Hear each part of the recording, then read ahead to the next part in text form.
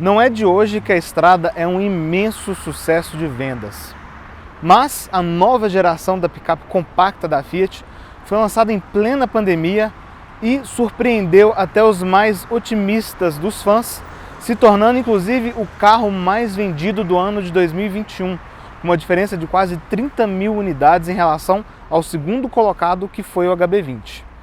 Para consolidar de vez essa liderança, como se precisasse, a Fiat lançou no final de 2021 a versão automática da Strada, com transmissão CVT, e é justamente esse carro que a gente vai avaliar hoje, na versão Range, que também é uma novidade e marcou a chegada do tão esperado câmbio automático aqui na família Strada.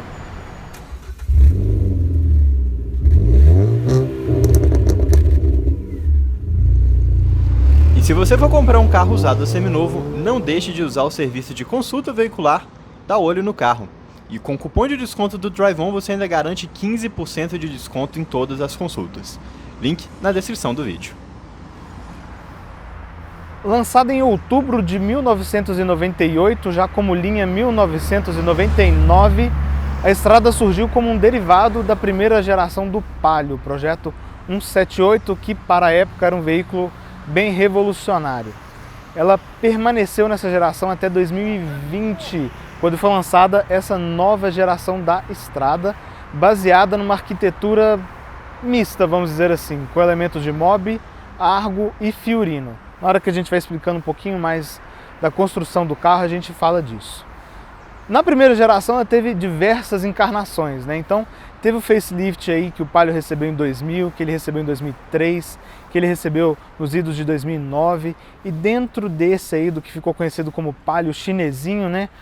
Vários pequenos tapas ali em farol, lanternas, grades e outros detalhes internos. Foi definitivamente um dos veículos mais longevos da história aqui do Brasil, aí com 23 anos de história. Essa aqui foi lançada em 2020, em plena pandemia, meados de 2020, e de cara não substituiu a primeira geração da Strada. A primeira versão ficou ali trabalhando ainda nas versões de entrada. A Fiat disse que como uma maneira de manter o público fiel, cativo da primeira versão, que buscava um carro de trabalho, mas a verdade é que esta nova geração aqui, muito rapidamente, tomou o lugar da antiga e ninguém sentiu falta da primeira versão dela. Lançado originalmente com motores 1.3 e 1.4, isso não mudou. A gente continua tendo 1.3 Firefly e 1.4 Fire e quase com as mesmas versões do lançamento. Então a gente tem a Endurance e a Freedom com cabine Plus e cabine dupla. Lembrando que a Plus é um meio termo entre a cabine simples e a estendida. E a gente tem a Vulcano e a Range, que é a novidade agora para a linha 2022, sempre com cabine dupla e 4 portas. Essas últimas duas versões podem ser equipadas com câmbio automático, a Range só com câmbio automático, para ser mais exato, a Vulcano opcionalmente com câmbio CVT, e as versões de entrada apenas com câmbio manual de 5 velocidades, que já é um tradicional aí na família Fiat também. Apesar de parecer um carro muito maior do que a primeira geração, a Strada não mudou tanto assim em dimensões. É bem uma jogada da Fiat aí que deixou ela com uma aparência mais bojuda e até um certo jeitão de touro mesmo. E bem, ao contrário da primeira geração, que era totalmente baseada no primeiro Palio, né, o projeto 178, aqui a gente tem uma bela de uma coxa de retalhos que faz sentido para um carro que é pensado principalmente para trabalho. Então a gente tem a suspensão dianteira do Argo, a gente tem essa seção aqui que é claramente do Mobi e do Uno, essa seção central inclusive, na hora que a gente entrar vocês vão poder observar isso um pouquinho melhor.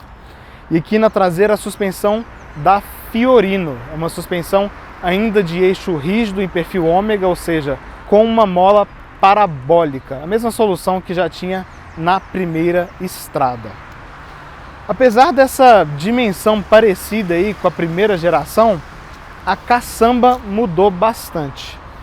Na primeira geração da Strada a gente tinha uma caçamba ali ao redor dos 680 litros de capacidade, só que agora nessa aqui a gente tem uma caçamba que leva 844 litros, uma diferença aí de 164 litros a favor da nova geração.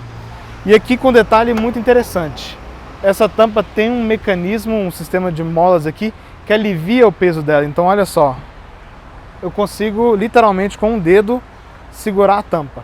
Ela não tem uma queda amortecida, então ela despenca, mas ainda assim é uma tampa muito leve de mexer. Então isso aqui é um ponto positivo bem interessante. Os detalhes de porta-copos aqui, né? Se você quiser, sei lá, no final do dia de trabalho sentar e tomar uma bebida, algo do tipo. E aqui a gente tem de série a capota marítima nessa versão, a iluminação em LED, só que, obviamente, a capota marítima ela segura um pouco de chuva, molhado e coisas do tipo, mas ela não é completamente estanque. Então, aqui a gente bateu uma ducha no carro, vocês devem conseguir notar que tem algumas partes molhadas aqui. Já secou um pouco, né, mas entra água sim. E olha que foi só uma ducha rápida e sem foco localizado. Então se você está pensando em comprar estrada aí para substituir um sedã, um SUV, um hatch e pretende levar a mala, é importante levar isso em consideração. E aqui o visual da traseira, não precisa nem dizer muita coisa, né? A pegada de Mini Toro continua forte, a ponto de pegar aqueles mais desprevenidos e que não entendem tanto de carro e fazer eles acreditarem que é realmente a Toro que a gente está falando, não a estrada. A estrada é novidade, mas o motor aqui de baixo não tanto. Mas não, a gente não tem um antigo motor Fire 1.4 aqui. A gente já tem o mais moderno Firefly 1.3, que foi lançado lá no Uno em 2016.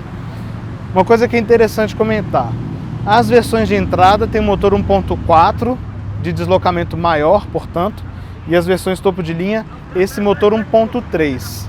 Para aqueles que não entendem tanto, pode parecer algo esquisito, mas o Fire 1.4 é o motor mais antigo e que rende cerca de 20 cavalos a menos no álcool do que esse Firefly 1.3, que não tem absolutamente nada a ver com o antigo Fire.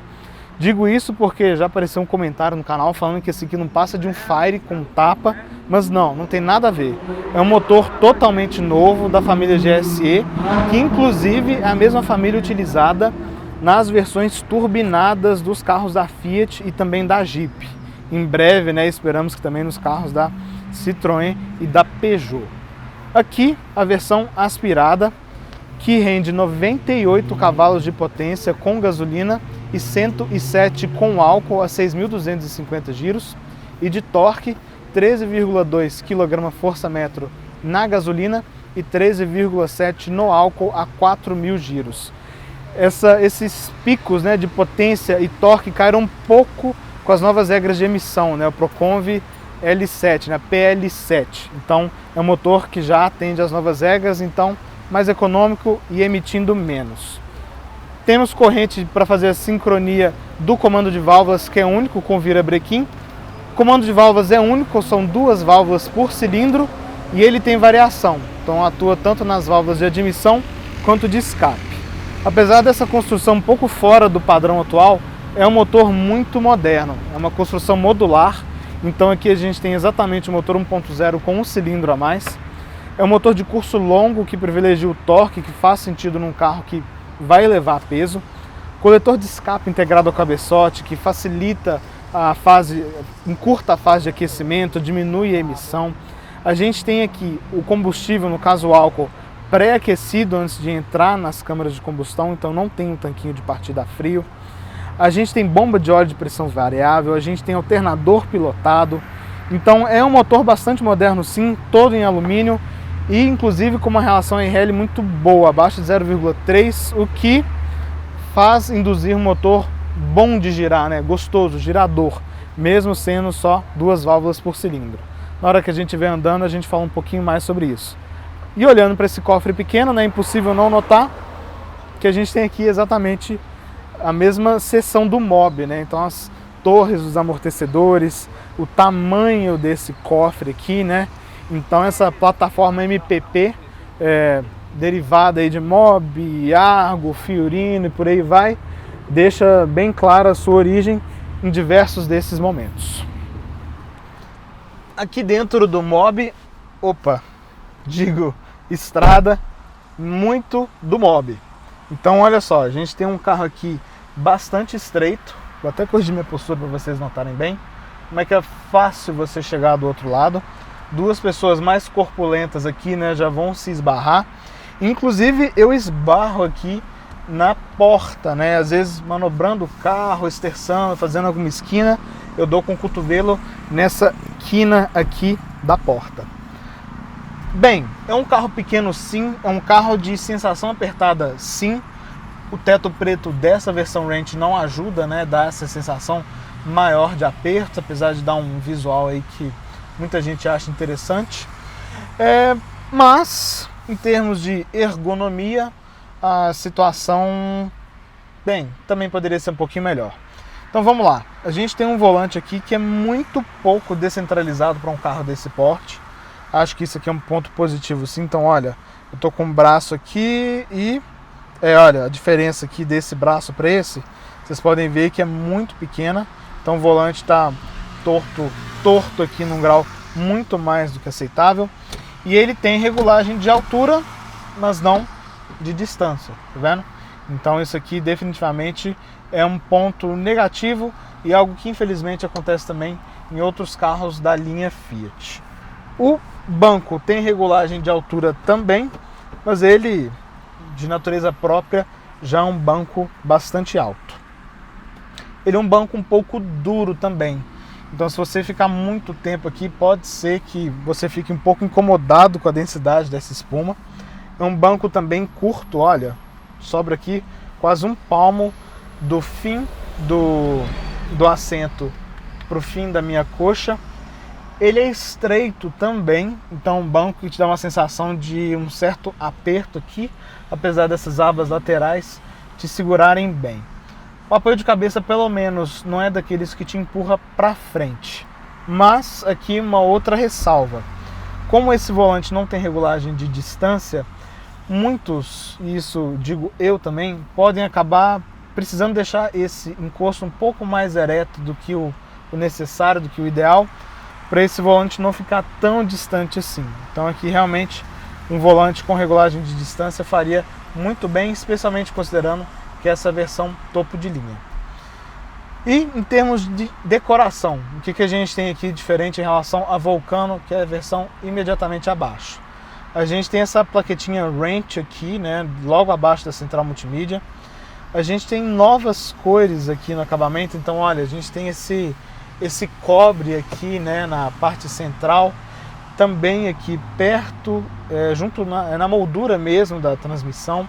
A gente tem esses bancos com esse revestimento de couro, né? Todos os carros modernos estão mais para um vinil do que para um couro, mas ficou de bastante bom gosto, né?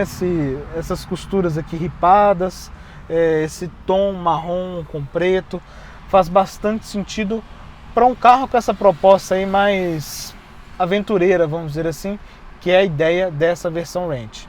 E como eu disse, aqui também com teto preto, né, que dá uma impressão visual legal sim, combina com os outros detalhes de acabamento, mas acaba deixando o carro com a impressão de ser mais apertado do que ele já é. E aqui no painel a gente tem exatamente a mesma peça, o mesmo cluster que a gente encontra no Mobi. Então é um baita de um velocímetro muito grande, leitura muito fácil. A gente tem um indicador de combustível também no tamanho mais do que razoável.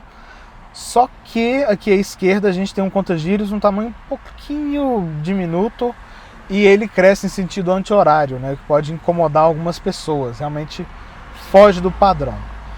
Na hora que você liga, ele tem o Welcome Movement Range, que é como a Fiat define, né, esse movimentozinho, essa tela que aparece, nome da versão que aparece na tela. Computador de bordo aqui bem tradicional da linha Fiat. Então olha lá, a gente tem Trip A e Trip B, um consumo instantâneo. A gente tem informações do veículo, então a gente tem temperatura externa, orímetro, temperatura do líquido de arrefecimento, pressão dos pneus aqui é o sensor indireto, né? Ou seja, ele funciona pelo módulo da ABS. A gente tem o velocímetro digital, configurações do veículo, mensagens, né, alguma mensagem de erro, baixo nível de combustível, algo do tipo. E aqui as informações de áudio, né, se você estiver escutando alguma coisa, seja no rádio ou seja via Apple CarPlay. E todos esses comandos aqui no volante multifuncional. Então aqui na esquerda, telefone e os comandos do computador de bordo. E aqui à direita, a fonte, né, da música que você está escutando, comando de voz, aumentar volume e passar as faixas ou as rádios. Aqui é o mesmo volante do Mobi, só que com essa base aqui um pouquinho achatada, né? Mas esses comandos são do Mobi, a peça toda aqui é do Mobi. Aproveitando que a gente está no volante, a gente tem também as borboletas aqui na parte traseira dele. E esse revestimento aqui em couro, couro mais grosseiro sim, mas de muito bom gosto, com essa costura aqui num cobre bem mais escuro do que o painel, mas bem legal. E esse quase perfurado aqui, a parte onde você coloca as mãos. Outra herança de Mobi aqui é a central multimídia. Aqui é a central multimídia de 7 polegadas, com espelhamento de celular sem fio para iPhone, sistemas iOS, ou também telefones com sistema Android. Então é uma central boa, definição ok. Eu pessoalmente gostei até mais do funcionamento dessa central do que a central que a gente avaliou recentemente no Compass. Acho que ela tem um funcionamento muito mais liso, eu não tive problema nenhum de conexão aqui com a central nesses 7 dias que eu fiquei com o carro. E também muito fácil de usar, então tem os aplicativos nativos do carro aqui, você consegue configurar. Você tem as informações do veículo, você pode configurar e também ver os dados de percurso A e B. Você pode zerar também aqui através dessa central. Telefone, no caso aqui eu não estou fazendo espelhamento nesse momento, mas você tem um espelhamento aqui, você pode usar o Waze, Spotify, todos os aplicativos possíveis de espelhamento no seu celular. Mídia, que ele também aparece a música ou a rádio, e a tela principal aí que você também consegue configurar. Uma coisa que eu preciso dizer sobre esse som, a qualidade sonora dele não é das melhores. Aqui falta muito grave para ser um som um pouquinho mais encorpado, né? Então tem aquela sensação chata de radinho mesmo. Então, se você é daqueles caras que gosta de um som mais batidão, mais encorpado, importante ter isso em mente. Eu acho que é um ponto positivo também, os comandos físicos, né? Tanto para seleção de estação quanto volume, você pode deixar a tela no mudo e também desligar a tela do rádio. E aqui em cima, logo junto à central multimídia, a função Sport, que atua no câmbio, no acelerador, farol de neblina, desembaçador, o controle de tração Plus, né, que funciona como um bloqueio eletrônico diferencial, e desligar também o sensor de estacionamento, que nesse carro aqui é só traseiro. No mais, mesmo os comandos de ventilação do Mobi, então olha, ar-condicionado aqui bem tradicionalzão da Fiat, né, com a alavancazinha de correr para ativar a recirculação. E um ponto positivo que é novidade aqui para a linha 2022, a gente tem um carregador de celular por indução. Realmente eu acho que é um dos porta-objetos de celular mais inteligentes que eu vi em tempos recentes. Você só escorrega o celular para cá e ele já começa a carregar. Então o celular fica bem colocado, não balança, é um pouco emborrachado sim. Você tem uma luz aqui indicativa se o celular está carregando ou não. Então, bom porta-objetos para o celular. Um porta-copos muito pequeno mesmo. Não acho que caiba nenhuma lata aqui, para ser bem sincero. Então estou usando para guardar a chave de casa e o controle da garagem. Esse nicho aqui também é pequeno, mas logo aqui debaixo do freio de mão a gente tem um pequeno espaço aqui também, que você pode colocar um celular, uma carteira ou alguma outra coisa que você queira guardar. E também que eu acho muito legal, a gente tem esse nicho aqui logo à frente do passageiro, acima do porta-luvas, que você também consegue guardar o celular e ele não corre o risco de caída aqui em aceleração e ou subidas, por conta deste pequeno ressalto que tem aqui e segura, né, o celular, a carteira, ou seja lá o que você queira guardar aqui. E aproveitando que a gente está aqui também, em termos de segurança, os airbags laterais são de série, como vocês podem ver na etiquetinha aqui que a gente tem nos bancos. Então, é um carro ok, mas em termos de equipamentos, considerando o preço que ele chega, deveria ser melhor do que é. Mas vamos dar uma olhada agora no pessoal que vai lá atrás. entre eixos de 2,73 metros, é um número que muita gente vai pensar, caramba, vai ter um espaço legal na estrada, né? Não, porque uma picape naturalmente tem um entre-eixos mais longo por conta da caçamba. E aqui não foi diferente. Então olha só, esse banco está regulado para mim, eu tenho 1,77 m de altura. Como eu disse, eu gosto desse banco já mais ereto, tive que deixar talvez um pouquinho mais do que eu gosto aqui, o que até privilegia um pouquinho o passageiro que poderia vir aqui atrás de mim, mas ainda assim o espaço definitivamente não é o ponto forte. Então olha, eu vou me corrigir aqui, vou sentar na posição totalmente correta e olha, eu tenho espaço para subir e descer o pé sim, mas é pouco espaço lateral, pouco espaço para mexer aqui as pernas, tá vendo como é que o vão aqui é estreito, é menos de um palmo de distância e eu tenho menos de 2 dedos aqui, né? Tenho 2 dedos achatados de espaço entre o meu joelho e o encosto do banco dianteiro. E sendo um carro estreito, como eu disse na frente, olha, aqui atrás não poderia ser diferente. Então, 3 pessoas aqui atrás, só se uma delas for um anão ou, né, ou for uma criança. Não tem outra alternativa. Não só por ser um carro estreito, mas também por não ter espaço aqui. Olha, como o console central aqui da dianteira termina praticamente junto do apoio do assento aqui. Então realmente não tem espaço para uma pessoa deixar os pés aqui. Então realmente não é um carro ideal para 3 pessoas. Mas de qualquer modo a gente tem o cinto de 3 pontos, que é obrigatório por lei. A gente tem 3 fixações para cadeirinha, o que eu acho que é muito interessante. Outros carros dificilmente têm isso. Então se você tem uma criança que deixa ela aqui no meio, que é a posição que faz mais sentido, né?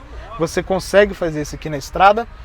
E espaço para a cabeça definitivamente não é bom. Sou uma pessoa de estatura totalmente mediana. Então olha, eu sentado ereto aqui, minha cabeça já faz uma pressão no teto. Por mais que a gente tenha um ressalto aqui com o objetivo de ajudar, né? Então definitivamente não é um carro para pessoas mais altas. Olha, o Lucas chegou perto. Observe, tá vendo? Como é que eu, com um pouquinho aqui, minha cabeça já está empurrando o forro do teto. E sendo uma picape, aqui a gente tem um encosto mais verticalizado, mas ainda num grau até mais razoável. Já vi picapes piores. E para dar uma referência em relação à antiga Estrada e também a Saveiro, que também oferece uma versão aí cabine dupla de 2 portas. O espaço aqui não é muito melhor do que elas, definitivamente não é. Mas a acomodação é um pouquinho mais confortável sim. Mas como eu mostrei para vocês, longe de ser um carro espaçoso ou até mesmo confortável no sentido tradicional da palavra. O assento aqui, por exemplo, deixa minhas coxas pouco apoiadas. Mas tem a vantagem das 4 portas e dependendo do seu uso aí, pode ser que atenda bem. E aqui a vigia traseira, né, não é corrediça, é um vidro fixo com as barras de proteção e também o desembaçador. Falta aqui também uma luzinha de cortesia, uma coisa simples, né?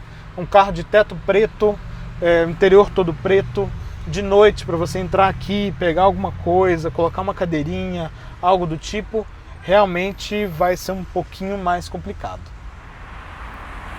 Como a gente viu internamente, a versão Ranch, que é a topo de linha da estrada, tem alguns diferenciais estéticos e não seria diferente com o acabamento externo, né?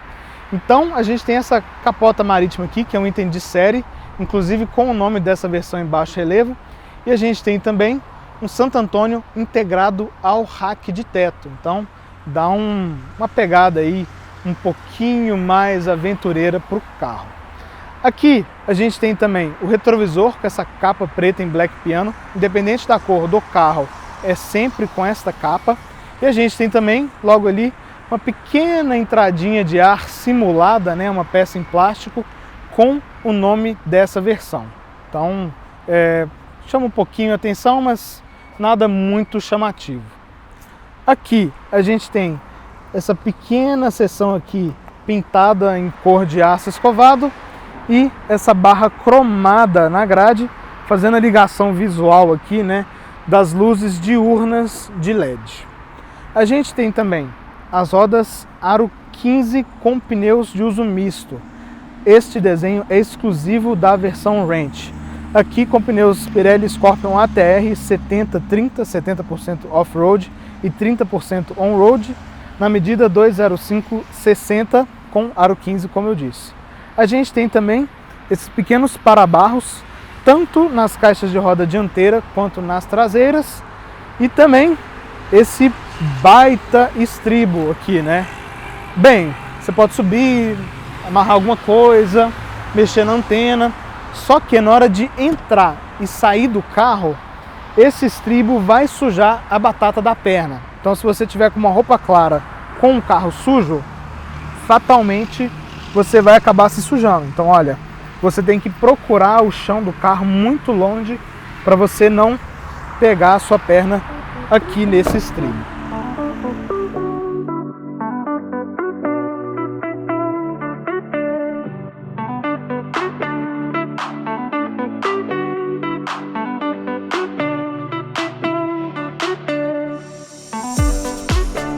Então vamos lá, galera, vamos dar uma voltinha aqui na estrada. Eu já zerei o consumo para a gente contar um pouquinho no final da nossa volta. E quando a gente vai encerrando, a gente fala do consumo geral nesses últimos dias. Vamos aproveitar que aqui está um pouquinho vazio. Vamos arrancar no modo drive. Eu não vou carregar o motor, não vou fazer nada disso. Eu vou sair com ele vazio para vocês terem uma percepção aí de como é que é a pegada da estrada. Então vamos lá, vou sair com o motor vazio. Na hora que eu pisar, eu vou sair pisando no fundo já de cara. Então 3, 2, 1, pisei.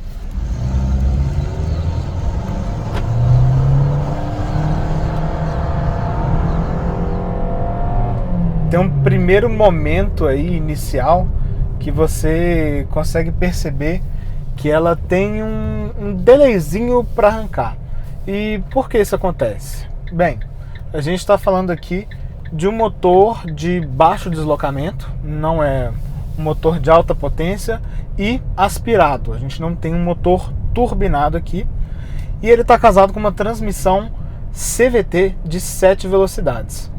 Por mais que essa transmissão CVT seja conectada ao motor através de um conversor de torque, o câmbio CVT, né, de relação variável, ele tem essa característica de patinação que incomoda muita gente. Então é uma coisa que a gente comentou no Pulse também. Interessante que no Pulse a gente fez exatamente essa mesma acelerada, a gente fez aqui agora com a estrada. E é algo característico do carro, né? Se te incomoda, talvez seja interessante você considerar outro veículo, porque algo é inerente a toda e qualquer estrada com essa transmissão e esse conjunto que você for andar. Então tem essa percepção de patinação inicial, mas o desempenho em si não é ruim. Quando você olha para os dados de peso, potência, torque, aceleração, você espera encontrar um carro até mais lento do que a gente encontra aqui. Então, não estou dizendo que é um carro rápido de maneira nenhuma.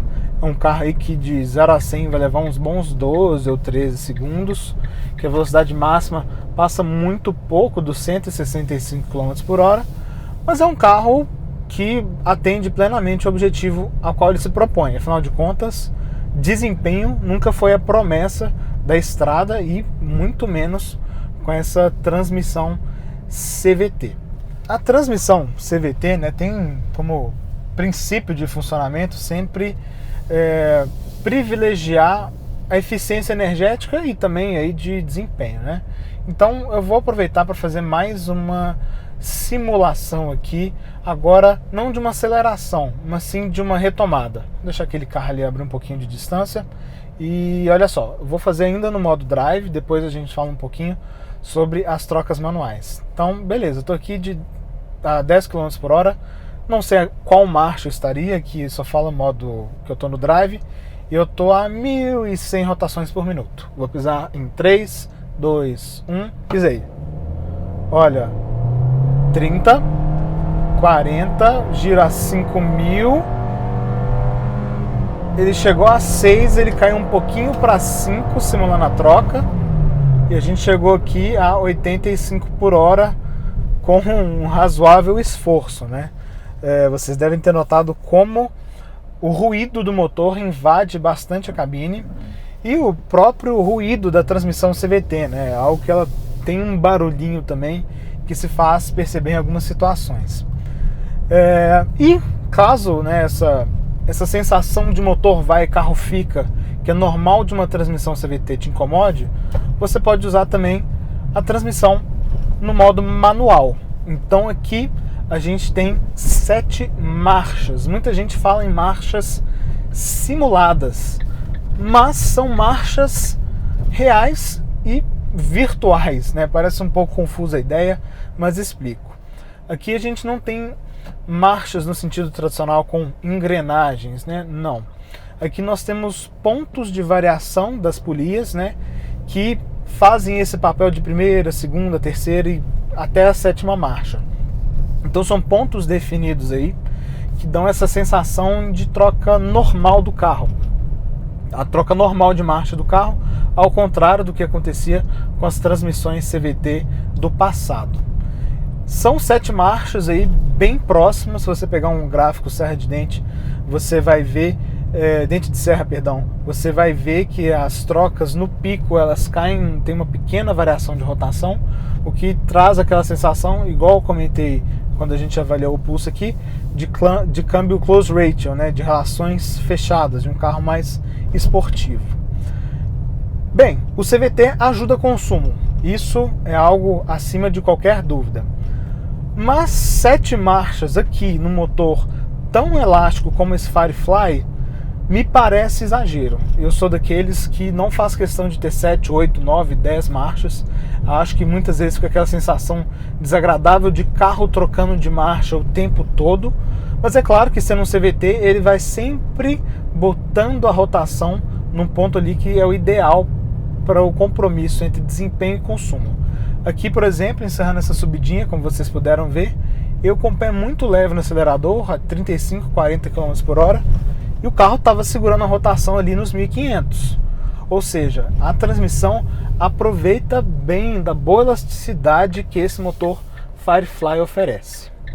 Em termos de suspensão, é sempre muito bom ver nos carros da Fiat como eles conseguem um compromisso ótimo entre conforto e estabilidade, e aqui na estrada ainda precisando equacionar mais um fator, que é justamente a capacidade de carga. Afinal de contas, a gente está falando aí de um carro para trabalho.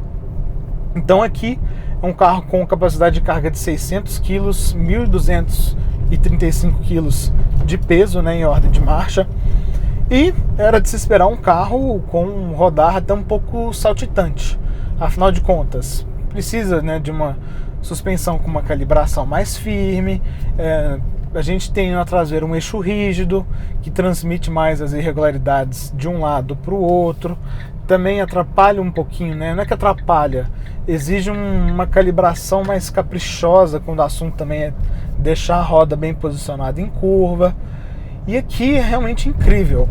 Os buracos ela absorve de maneira muito mais do que competente. A gente infelizmente não conseguiu andar com carga, a gente também não conseguiu pegar a estrada, mas nessas curvas de acesso aqui em São Paulo deu para dar uma cutucadinha e notar como é um carro de comportamento muito correto, mesmo com esses pneus aqui de uso misto, que no caso, como eu comentei há pouco, são Pirelli Scorpion ATR. Então é mais um ótimo trabalho de acerto de suspensão da Fiat. Não posso deixar de comentar, claro, que sendo um carro com alta capacidade de carga, dá para notar que ele é assim, um pouquinho mais firme. Então certas irregularidades você sente muito leve, muito bem isolado. Óbvio que os pneus de perfil alto ajudam nisso, né? Então você tem aquela sensação até de um carro de categoria superior à que a estrada realmente é. Direção com assistência elétrica. É uma direção com peso legal, não é uma direção exatamente leve. Em termos de freio, são discos ventilados na dianteira. Na traseira nós temos tambor, que é uma solução universal na categoria. E bem, não notei nenhuma falta de poder de frenagem aqui. Muito pelo contrário, eu gostei bastante da modulação dos freios. Eu achei bem legal mesmo. Não é aquele carro de freio bicudo, não é aquele carro também que dá a impressão de servofreio pequeno, igual acontecia, por exemplo, no passado com o Kwid. Então, mesmo considerando a capacidade de carga que esse carro tem, me pareceram ser freios muito bem dosados e muito eficientes. Lembrando que nessa categoria os discos traseiros, né, eles são exceção à regra e não a regra, né? Só a Saveiro nessa categoria oferece os discos sólidos atrás. O isolamento geral aqui é muito bom. O motor, como eu comentei, é bem audível em situações aí que você está acelerando mais, esticando marcha, mas o ruído geral de vento, o motor em baixas rotações é muito silencioso. Tem alguns momentos que você escuta um certo ruído de admissão e um certo barulho do CVT. Os pneus são até bem isolados também. Óbvio que sendo pneus de uso misto são mais barulhentos, o ruído é um pouquinho mais perceptível, mas não chega a ser um problema. Então é um grande misto de sensações aqui na estrada, né? Então, se por um lado a gente tem a percepção de um carro de origem simples por conta do tamanho da cabine, que é estreita, né? Fatores como as colunas largas, como os limpadores de para-brisa que não se escondem debaixo do capô, né? O que é algo típico de projetos mais simples e mais antigos.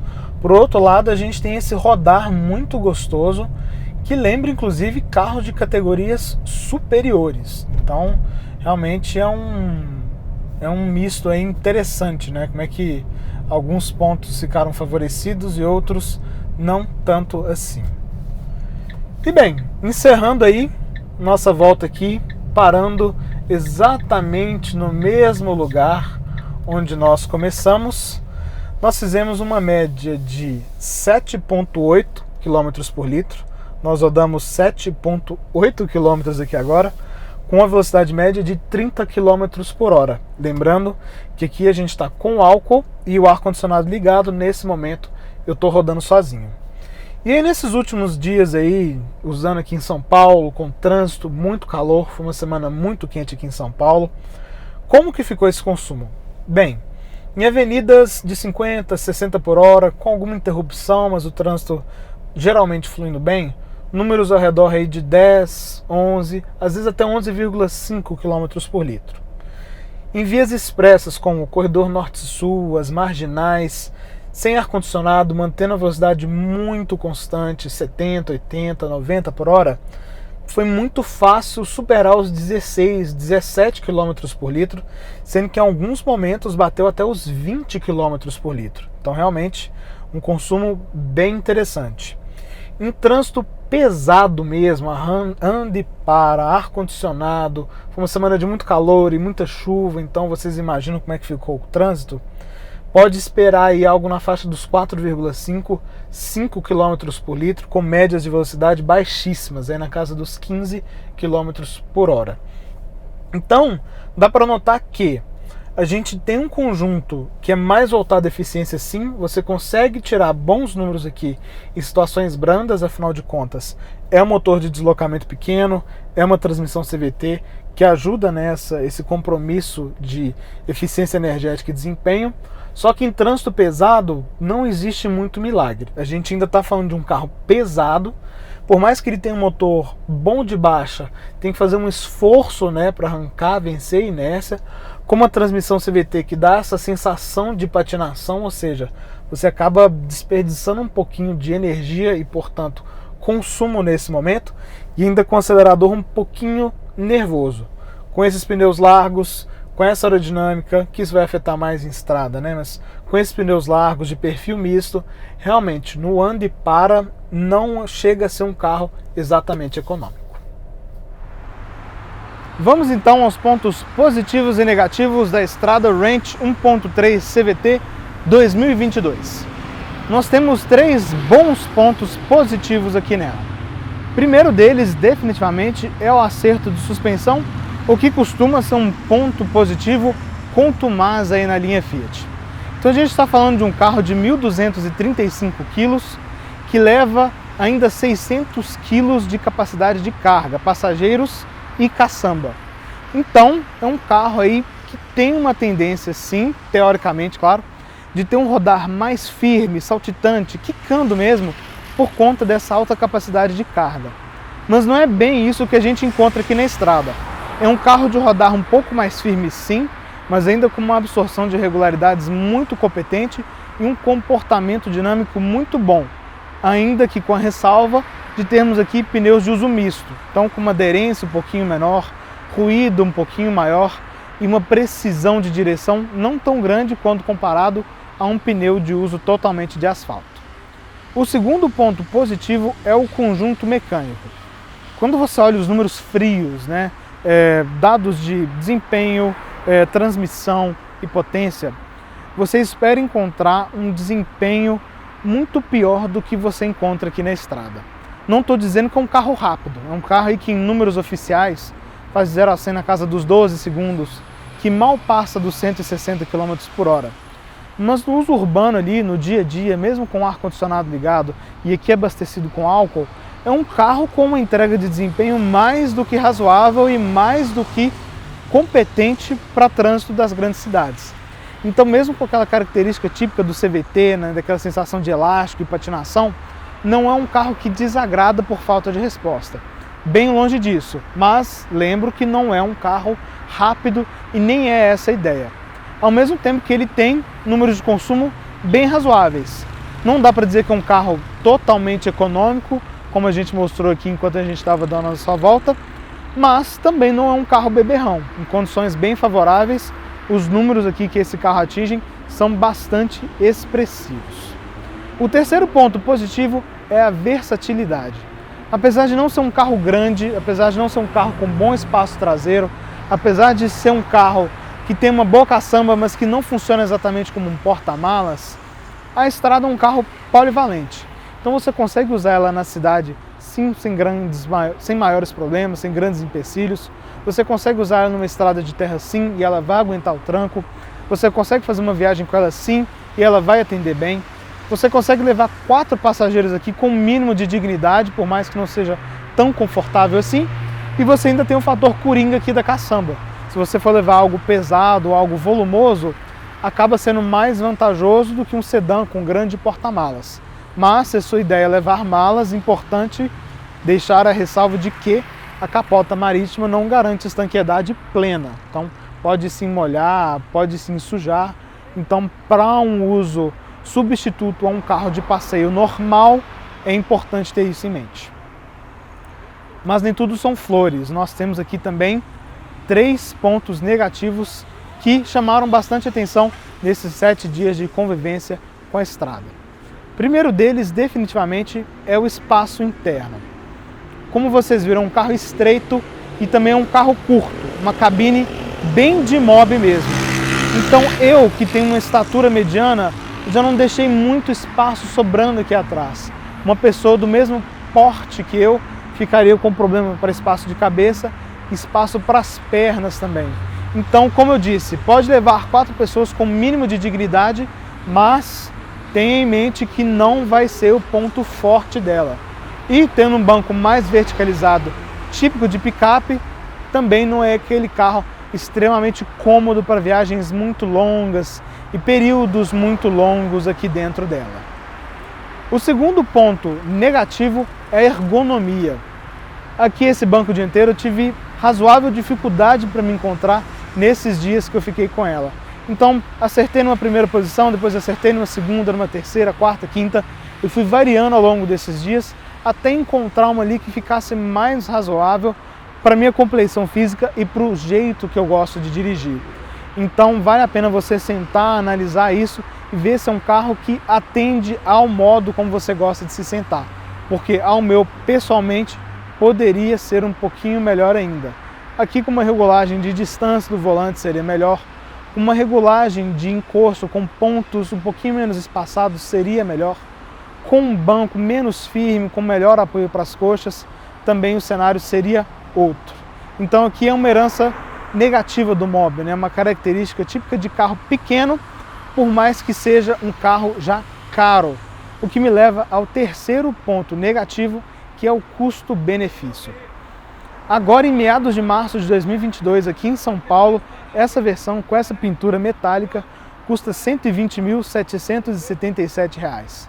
E o nosso mercado está maluco, a gente sabe disso. Mas é um carro que deixa a desejar em equipamentos considerando este preço. Então, poderia ter, por exemplo, um piloto automático, que é algo que se espera de um carro com transmissão automática. Poderia ter retrovisor eletrocrômico, farol automático, limpador automático. Todos esses são itens de baixa complexidade que já existem na linha Fiat e que daria uma impressão maior de sofisticação para essa versão topo de linha. E bem, dito esse preço aí de quase R$121 mil, a Strada é um sucesso justificado? Sim. Versões normais têm fila de espera de 120 dias, as versões de entrada, melhor dizendo, e as versões topo de linha têm fila de espera de até 180 dias, 6 meses esperando uma Fiat Strada. É um carro muito bom, sim, como eu disse, é um carro polivalente, versátil, mas é muito curioso que muitas pessoas estejam olhando para as versões topo de linha da Strada como substituta a versões topo de linha de sedãs compactos, hatches premium e até alguns SUVs. Isso faz sentido? Bem, essa é sempre uma pergunta difícil de responder, porque cada uso é um uso e cada caso é um caso. Mas olhando mais objetivamente aqui, mais racionalmente possível, não acho que faça tanto sentido. Aqui a Strada concorre praticamente sozinha, a Saveiro é a outra picape compacta aí de cabine dupla de R$120 mil, mas apenas com câmbio manual, então eu vou deixá-la de fora aqui dessa análise. Mas por esse mesmo preço, você pode levar um Pulse Audace, também CVT, muito bem equipado, mais equipado do que essa Strada inclusive, com motor 1.0 turbo e automático. Você pode levar um Virtus Highline, versão topo de linha, você pode levar um Nivus Comfortline com a central Volksplay. Na Chevrolet você consegue levar o Onix Premier completo, você consegue levar a HB20 Sedan completo, turbo, automático. Todos eles são carros mais sofisticados de construção, de padrão de acabamento e de equipamentos, com um conjunto mecânico mais eficiente, com motor turbo e câmbio automático e mais voltado ao uso urbano, ou seja, uma suspensão mais suave, um carro mais confortável de rodagem, um carro mais apto a longas viagens. Então, se você está olhando para a Strada como uma substituição desses carros, acho que vale muito a pena você refletir um pouquinho mais se vai fazer sentido para o seu uso. Mas se por outro lado você quer uma picape e você não tem espaço na garagem para chegar na Toro, bem, essa Strada Ranch aqui, topo de linha, faz bastante sentido sim, considerando que ela é um carro 50 centímetros mais curto do que a Toro e R$20 mil mais barata do que a versão de entrada da Toro, a Endurance, com motor 1.3 turbo. E dito isso, encerramos aqui a nossa avaliação da Strada Ranch 2022. É a segunda visita nossa aqui, na Strada de nova geração no canal. Esperamos agora a gente trazer também a versão Vulcano com câmbio manual, que deve ser um conjunto bastante interessante também. Mas a gente quer saber de vocês quais outros carros vocês querem ver aqui no canal e quais são as suas dúvidas aqui da nova geração da Strada. Agradecemos pela sua companhia e a gente se vê de novo no próximo sábado aqui no Drive On. Até lá!